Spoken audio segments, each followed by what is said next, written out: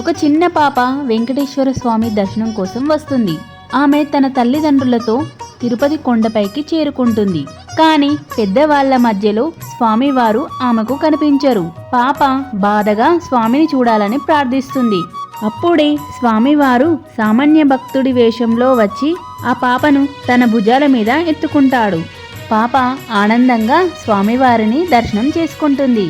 ఆ పాప స్వామివారిని నన్ను హుండీ దగ్గరికి తీసుకెళ్తారా అని ప్రేమగా అడుగుతుంది. స్వామివారు ప్రేమగా తీసుకెళ్తారు. స్వామివారి భుజాల మీద కూర్చున్న పాప భక్తితో హుండీలో డబ్బులు వేస్తుంది. స్వామివారు ఆ పాపకి లడ్డూని ప్రసాదంగా ఇస్తాడు. ఆ పాప హృదయం ఆనందంతో నిండిపోయింది. నిజమైన భక్తి ఉంటే స్వామివారు ఎప్పుడూ మనతోనే ఉంటారు. మీకు కూడా ఆ స్వామివారి ఆశీస్సులు కావాలంటే గోవిందా అని కామెంట్ చేయండి. ఈ వీడియో మీకు నచ్చినట్లయితే లైక్ చేయండి, ఛానల్ని సబ్స్క్రైబ్ చేయండి.